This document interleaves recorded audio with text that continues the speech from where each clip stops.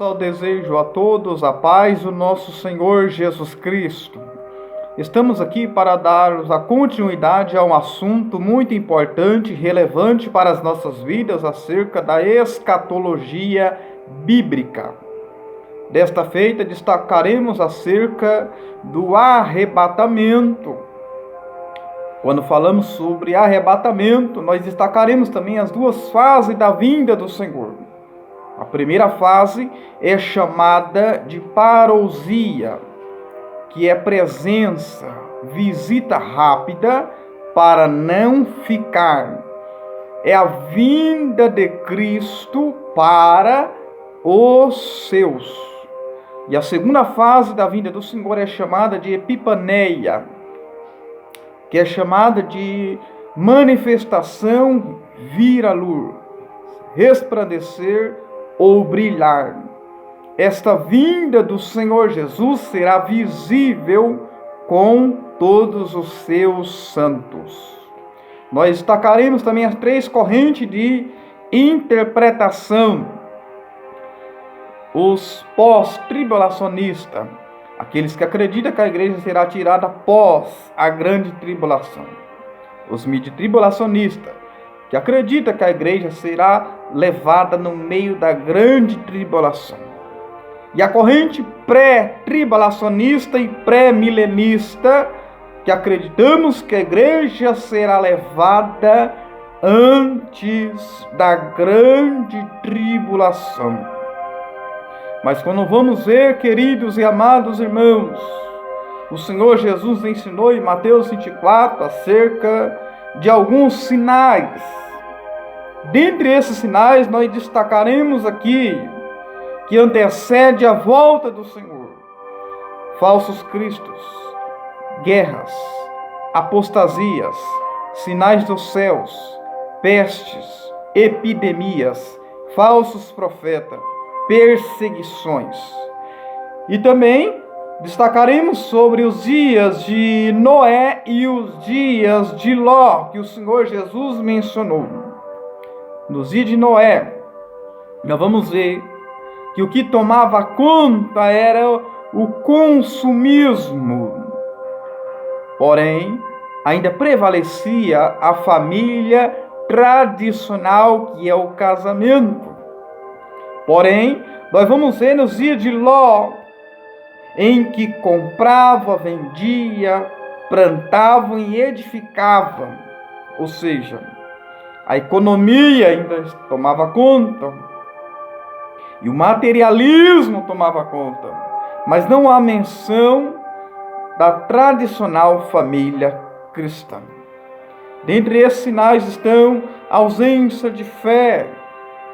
Nós vamos também falarmos sobre um sinal histórico que o Senhor Jesus mencionou acerca da parábola da figueira. Um sinal histórico da vinda do Senhor. Nós vamos destacar também nessa próxima vídeo. Nós vamos falar também, queridos, sobre o plano de salvação do Senhor para os judeus, gentios e a igreja do Senhor e as suas identidades. Nós vamos também falar sobre qual o propósito da vinda do Senhor e sobre alguns tipos, da vinda do Senhor. Por exemplo, Enoque, ele foi trasladado antes do dilúvio, porque andou com Deus, testemunhou de Deus, agradou a Deus e teve fé. Mas antes de Enoque ser levado, ele gerou. Antes também da igreja ser arrebatada, precisamos gerar frutos, precisamos produzir. E também falarei sobre o tribunal de Cristo, quando, onde e o que será julgado. E também as 5 coroas e recompensas, que é a coroa da vida, coroa da vitória, coroa de glória, coroa de gozo e coroa de justiça. Não perca e também se inscreva em nosso canal. Amém? Olá pessoal, estamos aqui para dar continuidade ao nosso estudo de escatologia bíblica. No nosso vídeo anterior, nós já falamos sobre o arrebatamento da igreja do Senhor. Falamos sobre as duas fases da vinda do Senhor. E também destacaremos alguns sinais da volta do Senhor Jesus Cristo. Porque quando analisamos a palavra do Senhor, no Evangelho do Senhor Jesus, escrito por Mateus, capítulo 24 e 25, há um prenúncio, né? É um prenúncio da grande tribulação, e o Senhor Jesus deixou ali alguns sinais para que venha esteja de alerta para as nossas vidas. Nós destacaremos alguns sinais aqui para dar continuidade à nossa aula. Nós falamos aquele dia sobre os sinais, sobre os falsos cristos, né? Já vem acontecendo esses falsos cristos, né? Nós vemos que comentaristas dizem que em Israel apareceu 1551 falsos cristos até o dia de Cristo. Somente em Nazaré, 71 falsos cristos. E atualmente em nosso Brasil, aqui pertinho de nós, o Henrique Cristo vem arrebentando milhões de pessoas, atraindo vários seguidores a ele, se dizendo ser o Cristo, ou seja, isso é falsos Cristo. Nós falaremos também aqui, queridos, sobre apostasia, guerras, sinais do céu, fome, pestes, epidemias, né, iniquidade que resulta em falta de amor, né? A ciência se multiplicando, como que a ciência tem se multiplicado nesses últimos tempos, né? Nós vamos ver também sobre a ausência de fé. E também destacaremos aqui, falamos nesse vídeo sobre os dias, a diferença entre os dias de Noé e os dias de Ló, né? Como nós já falamos. Qual que é, queridos, a diferença entre os dias de Noé e os dias de Ló? A diferença é essa, é que nos dias de Noé, o consumismo tomava conta, o consumo sobre consumo, mas ainda existia casamento, a família tradicional, a base. Mas nós vamos ver que nos dias de Ló, nós vamos ver lá em Lucas 17, 28 e o 29, fala que comiam, bebiam, compravam, vendiam, plantavam e edificavam. Porém, não se faz menção de casamento. Atualmente, queridos, a instituição, a base que o Senhor tem deixado, o homossexualismo, o lesbianismo está tomando conta. Estão vindo leis para interferir na família, na fé cristã. Leis que não venham a ser favoráveis para a base da instituição da família cristã tradicional. Então nós estamos vivendo dias semelhantes também aos dias de Ló, queridos. Nós vamos ver que os dias de Ló, o que predominava era o consumismo, a economia e o materialismo. Vejamos então, essa é a diferença entre o dia de Noé e os dias de Ló. Nós falamos também sobre apostasia. O que é apostasia? Apostasia no original é apistemi, tem um sentido de rejeitar uma posição anterior, contraditório. Né? Contraditório à primeira fé, é uma nova crença, está associado também a uma revolta, uma rebelião, isso é apostasia, e no grego quer dizer desvio, afastamento, abandono religioso. Vejamos então, queridos, houve-se também, que nós vamos ver aqui, falsos profetas. Já houve-se vários profetas e atualmente também existem falsos profetas, queridos. Houve-se um falso profeta, né? Lá no Nordeste, cálculos errôneos. Um certo pastor Marcos, em 1993, marcou a data para a volta do Senhor no ano 2000. Não deu em nada. Perguntaram para ele qual o calendário que ele usava, fala que é o calendário de Dionísio, né? Inclusive tem 3 ou 4 anos de diferença. Ou seja, falsos profetas. Queridos, quantos falsos profetas atualmente estão em nosso meio? Profetizando coisas que o Senhor não falou, não prometeu, prometendo aquilo mesmo que o Senhor mesmo nem prometeu. Por exemplo, vejo que há entre vós pessoas com doenças, enfermidades, né, problemas financeiros, né? Eles começam a dizer, vejo que há entre vós pessoas com dor de cabeça, dor no corpo. Uma vez um falso profeta profetizou para mim que eu estava com um bico para pagar e dor não sei o que, eu não estava com nada. Falsos profetas. Oferecendo chave de casa, chave de carro, porta de emprego, causa na justiça, oferecendo aquilo que o Senhor não prometeu. No nome do Senhor não se consegue isso. Isso se chama usar o nome do Senhor em vão. Isso, querido, é um alerta para a minha sua vida sobre os sinais da volta do Senhor.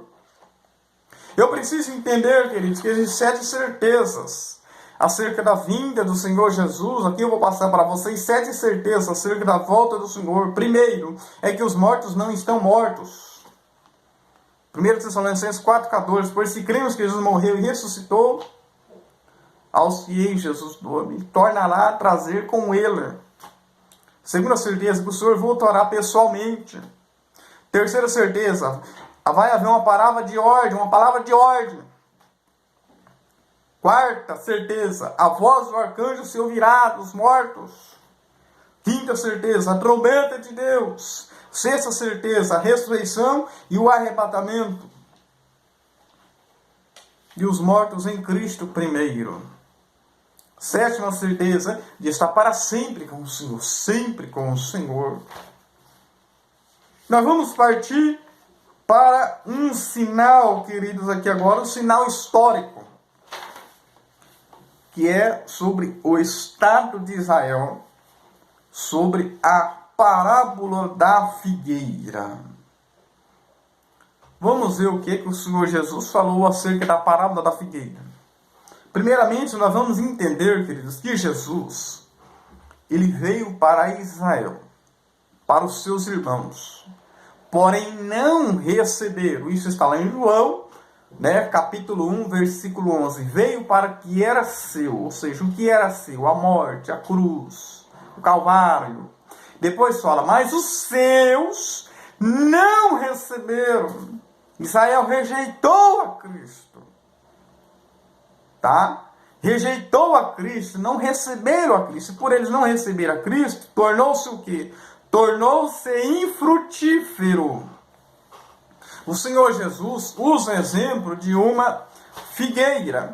Mas para vocês entenderem, vamos ver Deuteronômio 20, o verso 20, o que vai dizer a questão da figueira.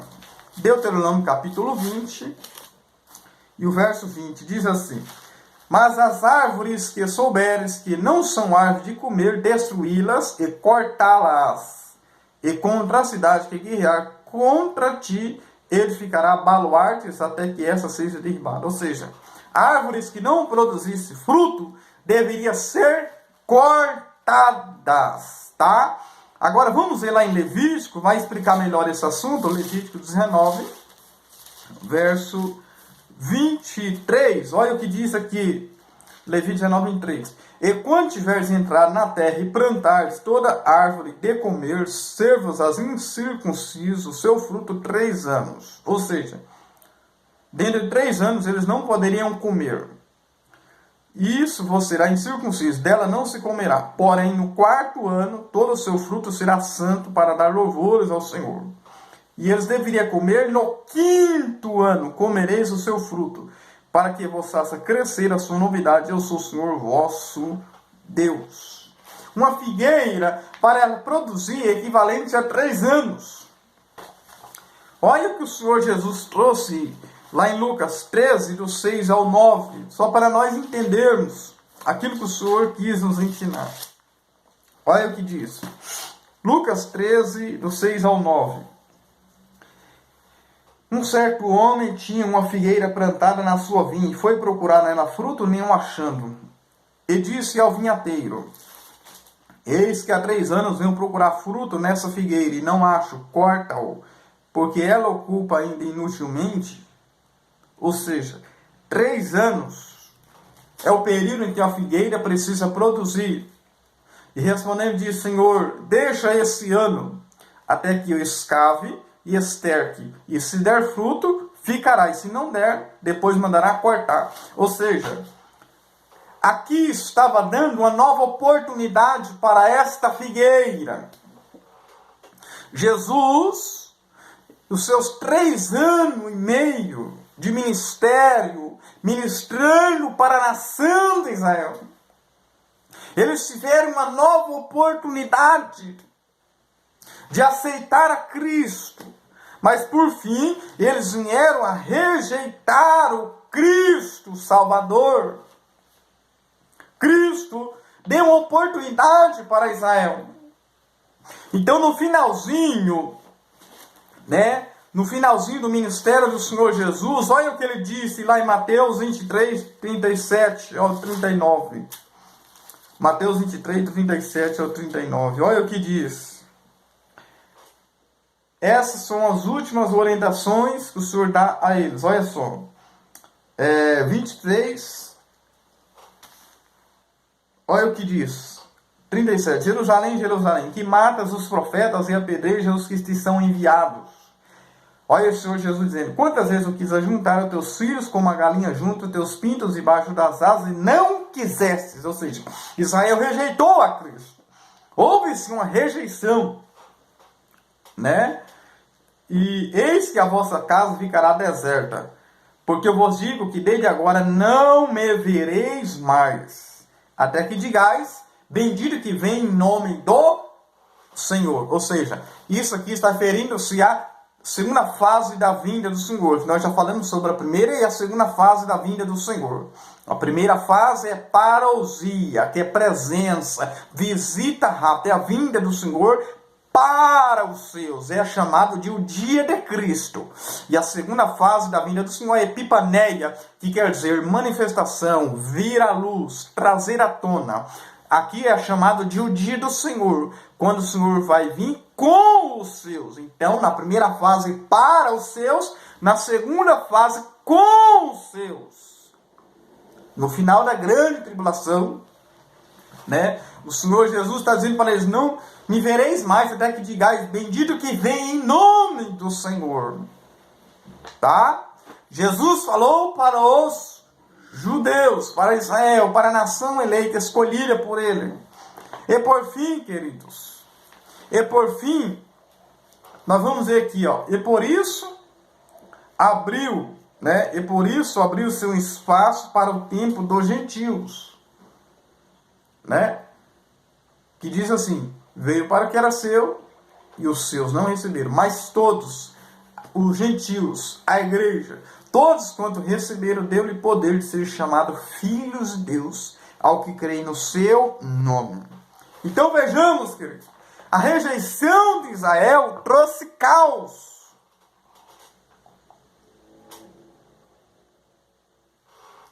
A rejeição de Israel trouxe caos.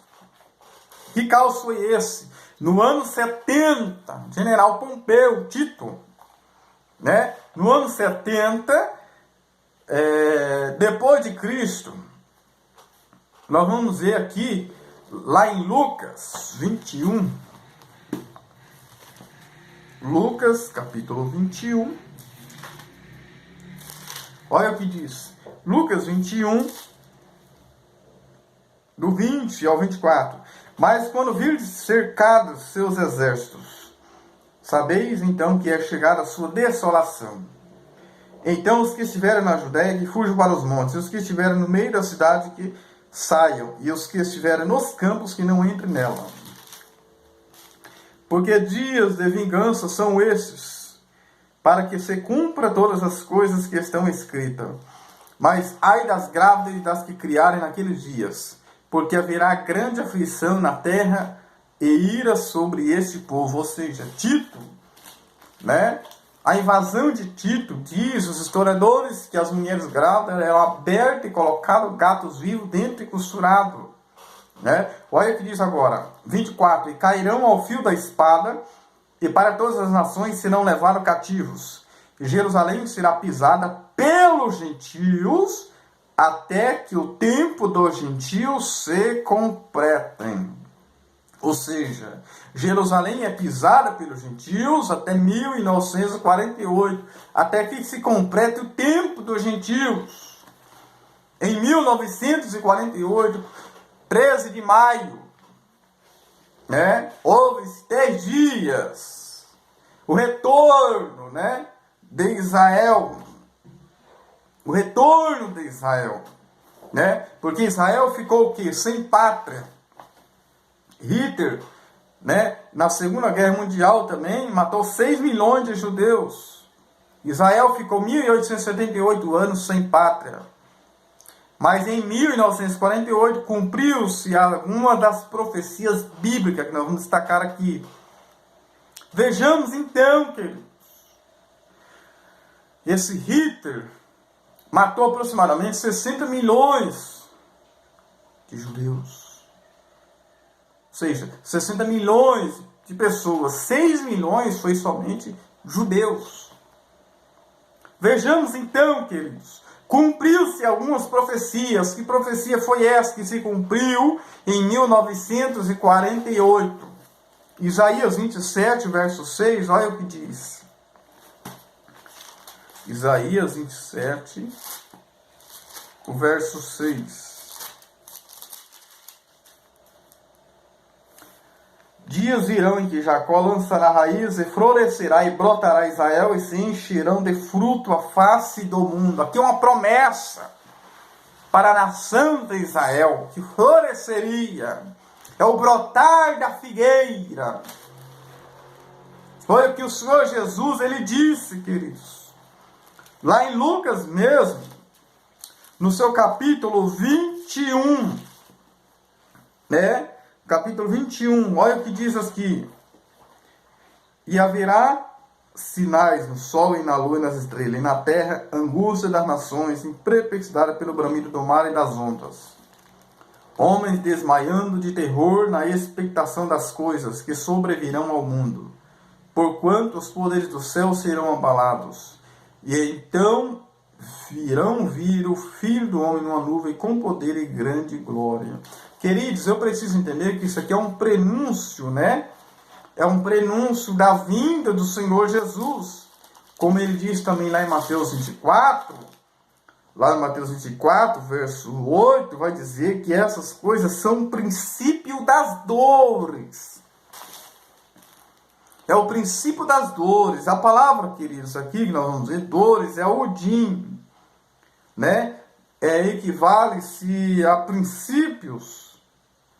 Dores comparado com uma mulher grávida, que existem as suas contrações, que a cada vez que se aproxima o momento do filho nascer, vai aumentando, né? E nós estamos vivendo isso em nossos dias, queridos. Paulo vai dizer lá em 1 Tessalonicenses 5:3 também. Olha que Paulo vai dizer, 1 Tessalonicenses 5:3. Ele vai trazer a ilustração na questão também de uma mulher grávida. Pois quando disser a paz e segurança, então lhe sobrevirá repentina destruição, como as dores de um parto, aquela que está grávida de modo nenhum escaparão. Veja só, queridos. Aqui está falando de um princípio. Princípio é algo que se inicia, né? A igreja do Senhor está vivendo isso. Está vivendo um momento de contrações, está vivendo, né, um prenúncio daquilo que vai acontecer na volta do Senhor. E isso, queridos, vai aumentando, porque as dores vai, no princípio, relativamente, mas vai aumentando a cada vez que aproximando o momento do filho nascer. Assim também, queridos, à medida que vai aumentando essas dores, esse sofrimento, a igreja está passando por um funil, está funilando, porque Deus quer preparar a igreja, né, porque se aproxima o nascimento, a vinda do Senhor Jesus Cristo, né? Vejamos então, lá em Lucas 21,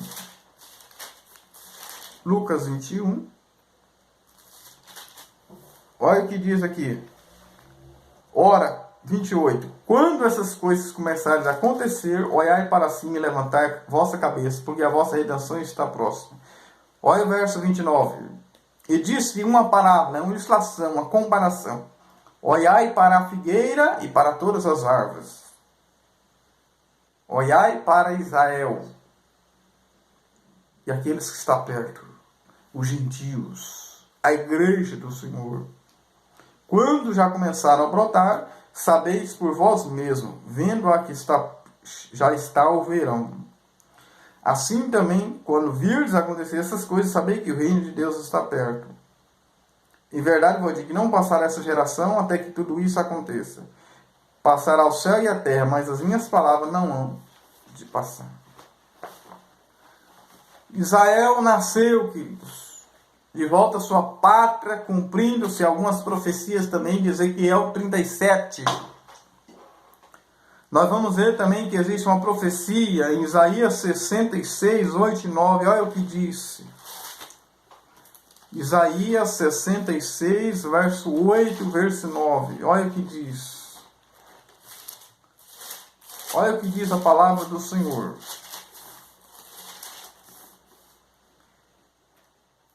Quem jamais ouviu tal coisa? Quem viu coisa semelhante? Poder-se-ia fazer nascer uma terra em um só dia? Ou seja, a nação de Israel. Em 1948. Nasceria uma nação de uma só vez? É uma pergunta, mas olha aqui. Mas Sião esteve de parto e já deu à luz a seus filhos. Abriria eu a madre e não geraria? Diz o Senhor. Geraria eu e fecharia a madre? Diz o Senhor teu Deus. Né? Nasceria-se uma nação em um só dia. Então, querido, se cumpriu essa profecia. Mas existem outras profecias também da volta do Senhor Jesus, queridos. Os sinais ditos por Jesus já se cumpriram todos. Né? Olha só. Aquele dia e hora ninguém sabe, querido. Como diz Marcos 13, olha só. Marcos 13, 32. É assunto muito extenso para nossas vidas, queridos. Marcos 13, 32. Mas aquele dia e hora ninguém sabe, nem os anjos que estão no céu, nem o Filho, senão o Pai. Mas nós sabemos, queridos, que quando Jesus ressuscitou, aquilo estava em corpo humano, como meio seu. Ainda com um atributo divino também. Jesus foi 100% homem, 100% divino. Ele não perdeu, né, o seu lado divino. Né? Ele não perdeu o seu lado divino. E nós vamos ver aqui, nem os anjos, nem o Filho, não Pai, mas Cristo, quando ressuscitou, ele diz, lá em Mateus, é-me dado todo o poder no céu e na terra. Tá? Mas ele diz aqui, olhai e vigiai, porque não sabeis quando chegará o tempo.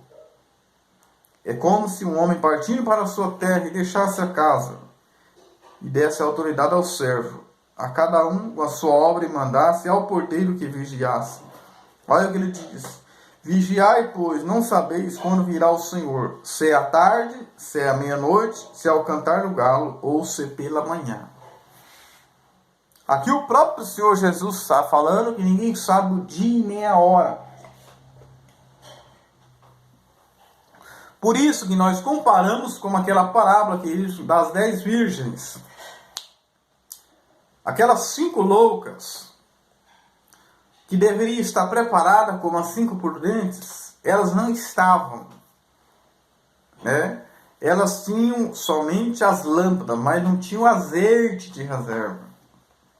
Elas foram comprar de última hora, porque a vinda do Senhor não vai dar tempo, né, para arrumar nada, para organizar nada de última hora. Por isso que a Bíblia vai dizer ali, as que estavam preparadas entraram com ele para as bodas, ou seja, não é as que foram preparadas, as que estavam no ponto preparadas. Jesus dá o exemplo aqui do cantar do galo. Não sabemos se é tarde, meia-noite, ou o cantar do galo. Mas nós sabemos que vai chegar um dia. Vai chegar um dia, quando o galo canta, no período da noite, está anunciando que acabou-se aquele período noturno, aquele momento de escuridão, e está vindo um novo dia, um novo amanhecer. Cristo vai vir um dia, um amanhecer, um dia, vai buscar a tua noiva, a noiva que está preparada. Vejamos então que esses são alguns sinais, Então vejamos, em 1996 houve uma explosão em Osasco, no shopping em São Paulo. 40 pessoas morreram, centenas de pessoas feridas. O que eu quero dizer com essa ilustração? Ninguém sabia nada o que houve, mas depois de algum tempo foram perguntar ali para alguns que moravam por ali, e eles falaram, alguns dias atrás nós já ouvimos cheiro de alguns gases. Ou seja, antes daquela grande explosão, houve-se um anúncio de cheiro de gases. Antes da vinda do Senhor, que será um dos maiores acontecimentos, antes de tudo isso, nós já estamos vendo sintomas. Nós já estamos vendo sinais que já está anunciando a volta do Senhor Jesus. Então, essas são o sinal da volta do Senhor, a parábola da figueira. Plano de salvação do Senhor. A escatologia, queridos, ela é extensa, tá bom? Ela é extensa. Qual que é o plano de salvação do Senhor? Vamos ver 1 Coríntios 10, 32.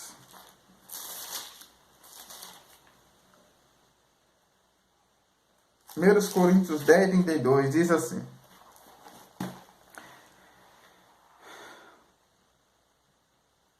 portai-vos de modo que não deis escândalo nem a judeus, nem a gregos, e nem a igreja do Senhor. Então, o plano de salvação do Senhor é para judeus, gregos e a igreja do Senhor, que é a noiva de Cristo.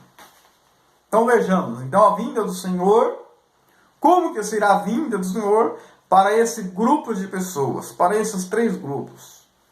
Vamos começar falando sobre os judeus, Vamos começar falando sobre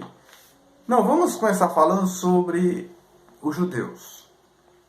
Quem são os judeus? São todos descendentes de Abraão, Isaac e Jacó, chamados de israelitas ou filhos de Israel. Quem são os gentios?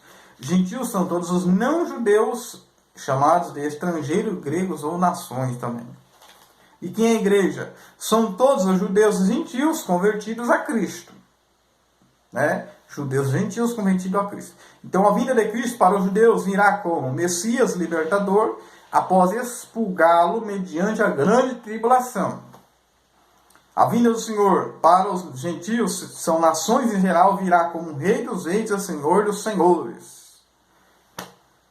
Terceiro, para a igreja, ele virá com duas identidades, de noivo para sua noiva. De noivo para sua noiva. O que ocorrerá na vinda do Senhor? O que ocorrerá na vinda do Senhor? Presta atenção.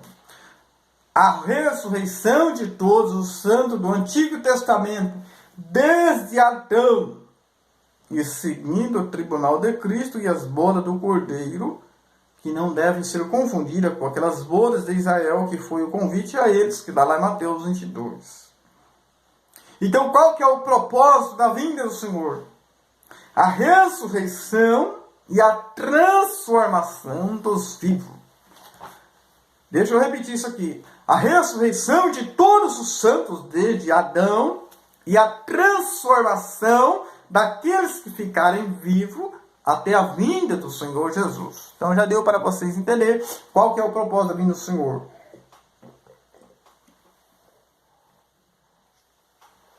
Agora eu preciso entender, querido, que essa ressurreição ela será em duas etapas, mas com um intervalo de 1000 anos, de uma para a outra. Vamos ver João 5, 28 e 29. João, capítulo 5, o verso 28 e o 29. Diz assim: Não vos maravilhei disso, porque vem a hora em que todos os que estão nos sepulcros ouvirão a sua voz. E os que fizeram bem sairão para a ressurreição da vida, e os que fizeram mal para a ressurreição da condenação. Então existem duas ressurreições, que ainda que aqui está junto, mas essas duas ressurreições, de uma para a outra, em intervalo de 1000 anos. Tá bom? É intervalo de 1000 anos, porque na vida de Cristo vai ter aquela ressurreição, o intervalo de 1000 anos, né? Após o milênio, terá a ressurreição dos ímpios, a ressurreição da condenação. Então existe duas ressurreições, a ressurreição dos justos e a ressurreição dos ímpios. Ressurreição dos justos e a dos ímpios. Ressurreição da vida e a ressurreição da condenação. Nós vamos ver, queridos, a ressurreição dos justos, né? A dos justos e a dos ímpios. São de três distintos. Por exemplo, três distintos, como assim? Três grupos. Né? Vamos ver que houve-se as premissas de Cristo, né? Que Paulo vai dizer lá em 1 Coríntios, que é chamado os primeiros molhos, as premissas. Então, essas premissas ressuscitou quando Cristo ressuscitou. Segundo, ressurreição geral na vinda. Disse, meus queridos, existe as duas ressurreições, a ressurreição do justo e a dos ímpios. Essas ressurreições são em três grupos distintos. Primeiro, as premissas, né? Cristo e as premissas. Paulo vai dizer lá em 1 Coríntios 15, né? Aqueles que já ressuscitaram com Cristo são chamados das premissas, né? Segundo, a ressurreição geral, que será na vinda do Senhor. Depois vai ter os rabiscos, né? Os rabiscos são aqueles que ressuscitarão na grande tribulação. Existem também tipos, queridos. Vamos partir para os tipos da vinda do Senhor. Primeiro, nós vamos destacar acerca de Enoque, queridos. Enoque. A Bíblia faz questão de falar sobre Enoque. Enoque, ele andou com Deus, testemunhou de Deus, agradou a Deus e ele teve fé, né? Andar com Deus, queridos. O andar de Enoque com Deus, o teu testemunho, agradou a sua fé e Deus leva ele antes do período do dilúvio. Ou seja, ele é trasladado antes. Mas antes de Enoque ser levado, ele gerou. Então a igreja aqui na terra, antes da vinda do Senhor, ela precisa gerar, ela precisa produzir frutos.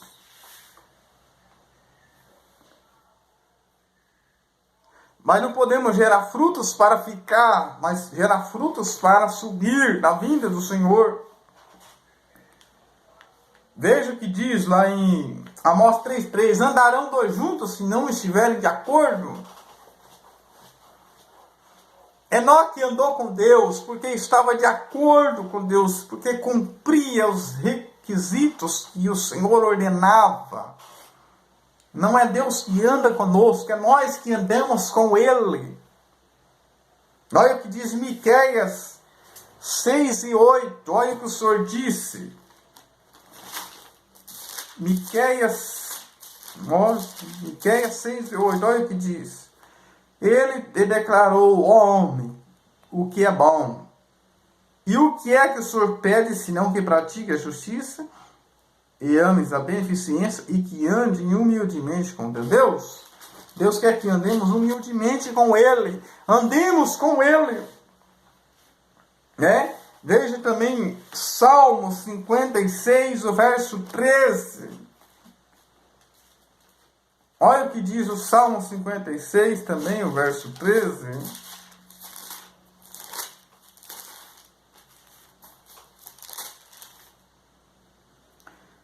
Pois tu me livraste a minha alma da morte, como também os meus pés de tropeçarem, para que eu ande diante de Deus na luz dos viventes. Deus quer que nós andemos com Ele, queridos. O andar de Enoque com Deus. Veja que ele viveu mais para Deus, né? Porque se converteu aos 65 anos, andou 365 anos. Andar com Deus, né? Isso é um tipo, né, da vinda do Senhor Jesus. Outro tipo da vinda do Senhor Jesus é Elias, que está lá em 2 Reis, capítulo 2. Elias, antes dele ser levado, antes dele ser arrebatado, levado ao céu, em um redemoinho, Elias passou em 4 pontos pregando, profetizando. Em cada ponto que ele passou, ele ministrou. Elias passou em Gilgal, passou em Betel, Jericó e no Jordão. O Senhor também nos ensina, né? Ide, pregai a toda criatura. Pregai a todos. Isso significa os 4 cantos da terra. Anunciando o plano de salvação, anunciando a vinda de Cristo, anunciando aquilo que o Senhor deseja de nós, esta preparação, né? Vejamos então, Betel é um tipo do Calvário, Gilgal, o tipo do Calvário, Betel significa o que? Casa de Deus.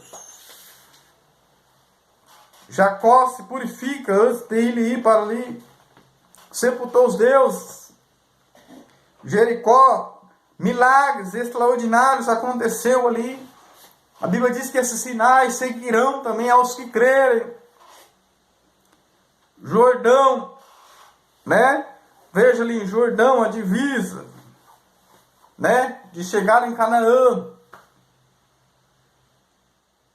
Elias passou nesses 4 pontos, né? São tipos da vinda do Senhor. Por exemplo, querido, José revela só aos seus irmãos, depois aos estranhos. Jesus veio primeiro para aquele que o esperava, Simeão e Ana, depois aos demais na sinagoga. Existe, querido, o selo e o penhor. O selo é a marca.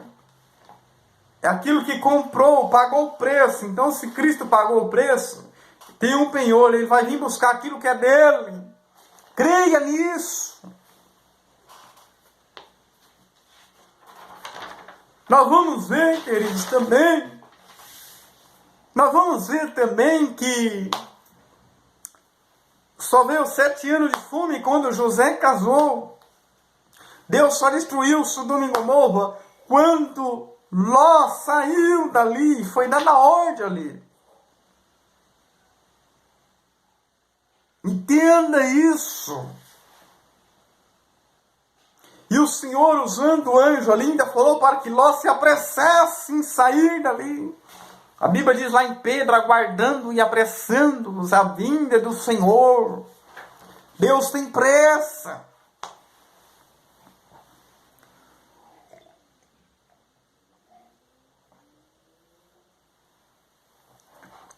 Enoque é levado antes. Noé passa por aquele dilúvio e é salvo.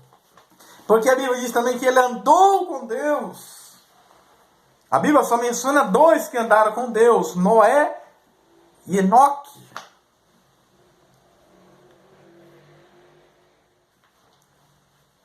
A vinda do Senhor Jesus. Depois caminhemos para o tribunal de Cristo. O que é o tribunal de Cristo? Quando será esse tribunal de Cristo? Segundo a concepção bíblica, à medida que a igreja é arrebatada, ela é levada, vai ter um tribunal de Cristo. Quando será? Onde? Na vinda do Senhor. Romanos 14, 10 e 11, olha o que disse. Romanos 14, 10 e 11. Esse tribunal, queridos, é é a individualidade. 14 diz assim: mas tu, por que julga teu irmão? Ou tu também, por que despreza teu irmão? Pois todos haveremos de comparecer ante o tribunal de Cristo. Pois está escrito: pela minha vida, diz o Senhor, todo joelho se dobrará diante de mim, e toda língua confessará. Ou seja, todo joelho se dobrará diante do Senhor. Olha o que diz 2 Coríntios 5,10. Porque todos devemos comparecer ante o tribunal de Cristo, para que cada um receba o que tiver feito por meio do corpo, bem ou mal. Ou seja, cada um receba o que tiver feito por meio do corpo, bem ou mal. O que será julgado? Segundo o apóstolo Paulo, 6 elementos será provado. Desses 6, 3 absorvidos. Vamos ler lá. Vamos ver lá: ouro, prata, pedras preciosas, madeira, feno e palha. Vamos ver o que Paulo disse, né? 1 Coríntios 3.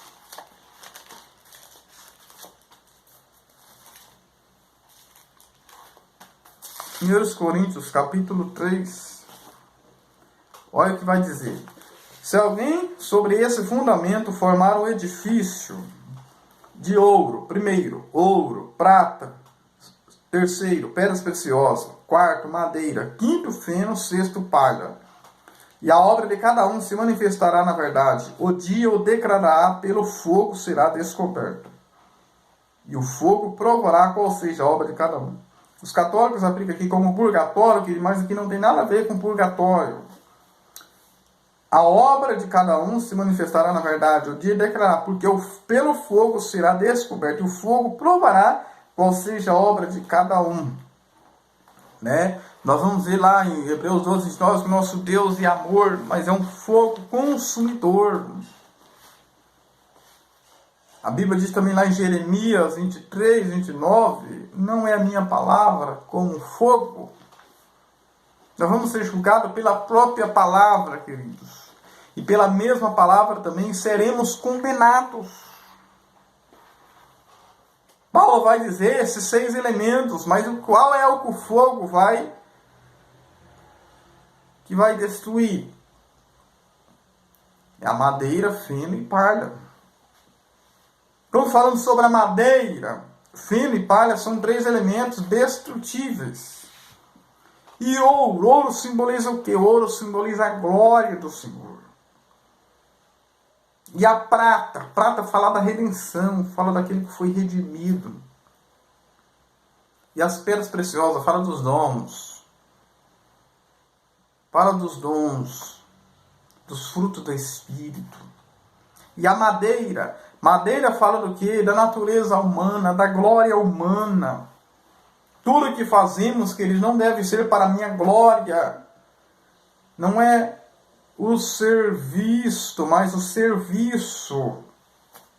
Tudo que eu faço é para a glória de Deus.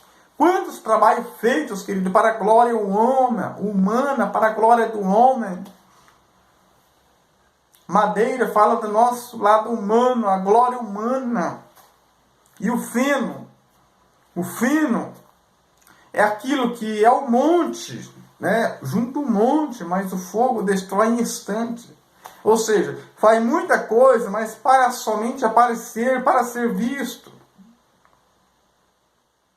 Desaparece em instante. É inconstante. E o que mais que nós vamos ver?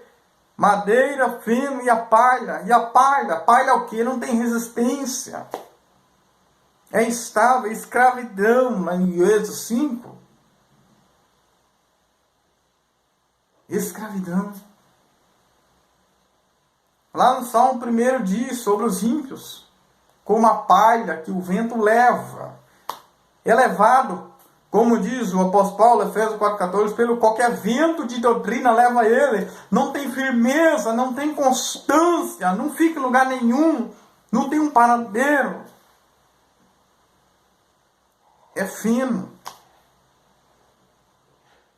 É Maria, vai com as outras. não tem uma estabilidade. Então, tudo que faremos para o Senhor, tá bom? Tudo que faremos para o Senhor precisa ser semelhante ao ouro, prata e pedras preciosas. São coisas que vão ser aprovadas pelo Senhor.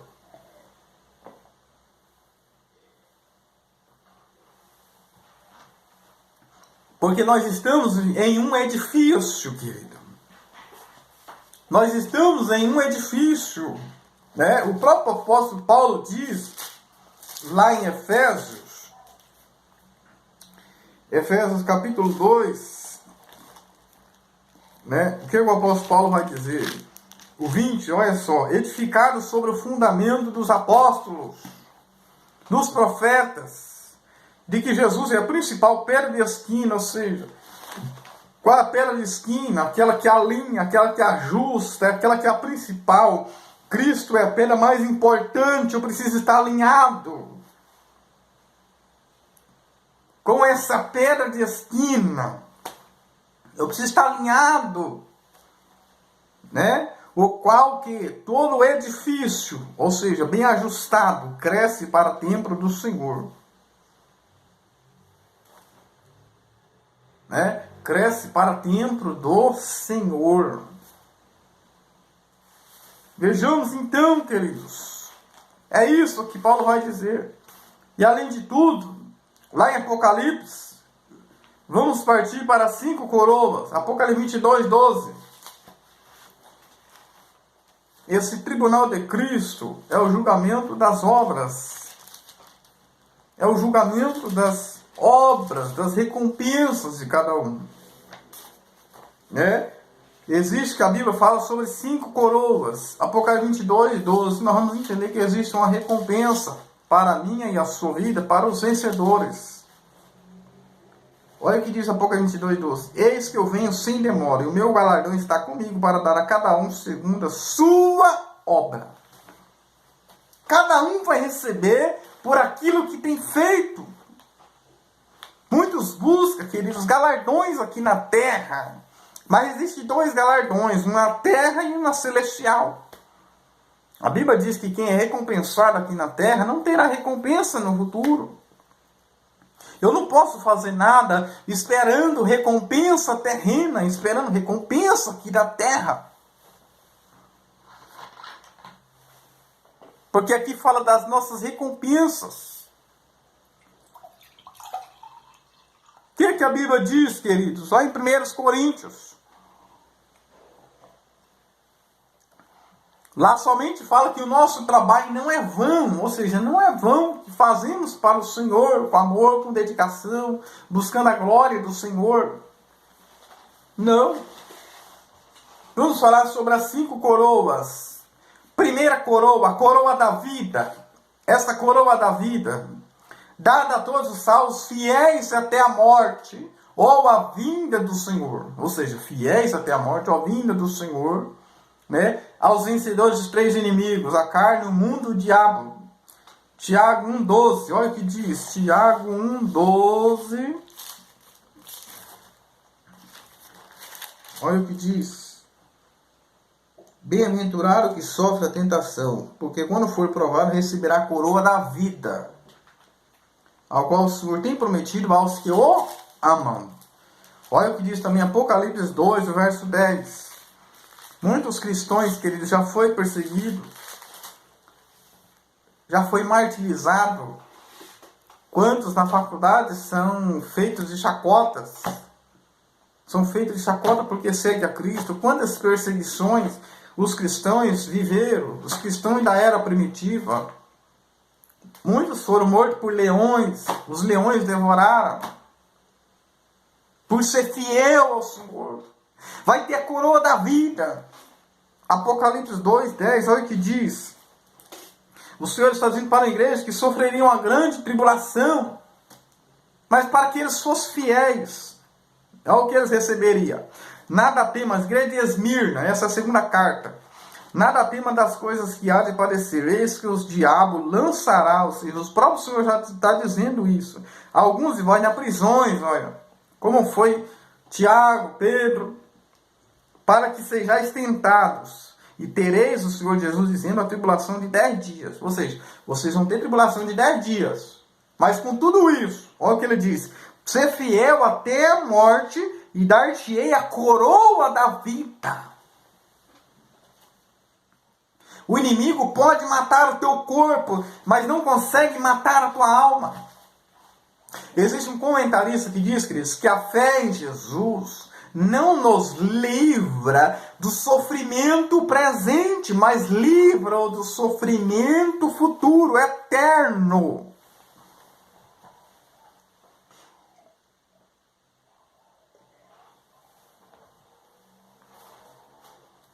Segunda coroa, coroa da vitória, aos vencedores das lutas e tentações da vida.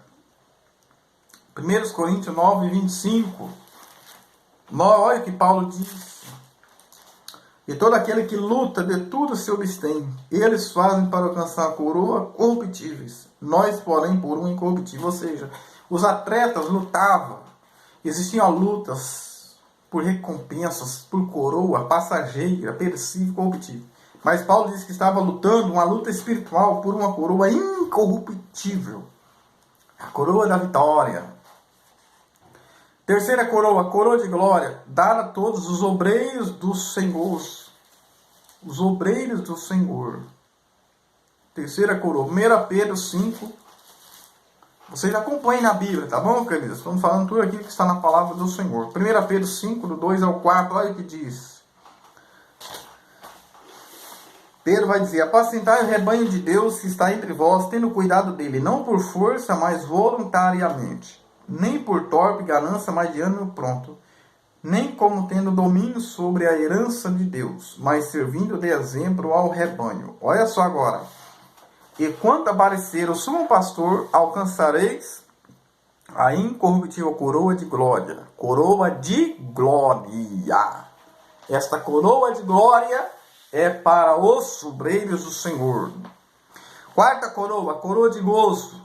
A todos os ganhadores de almas. Provérbios 11, verso 30.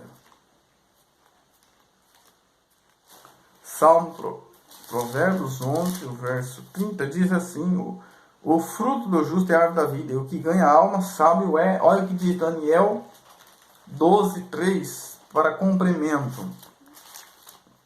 Daniel 12, 3, diz assim, os sábios, pois, resplandecerão como o esplendor do firmamento, e os que muitos ensinam a justiça refugirão como as estrelas, sempre e eternamente.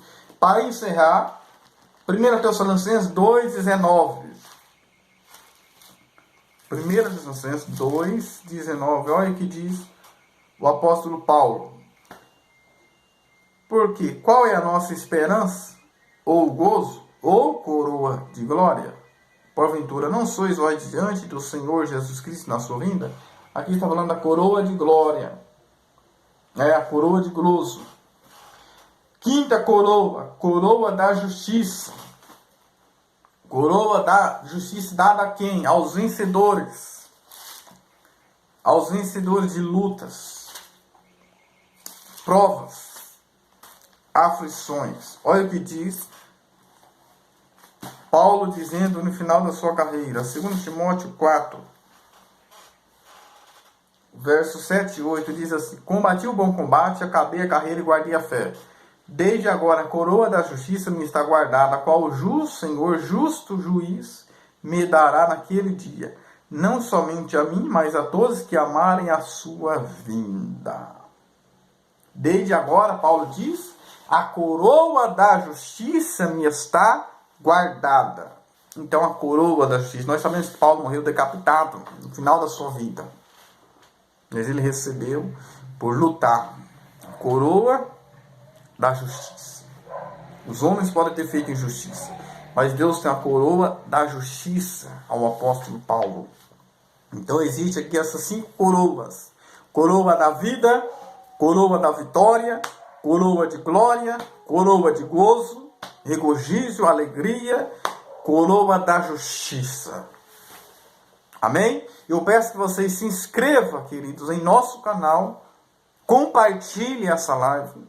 essa reflexão para que vidas venham a ser aquecidas, incendiadas. Porque a escatologia, queridos, existe muitos assuntos riquíssimos para a nossa vida, que está além da nossa compreensão humana, queridos.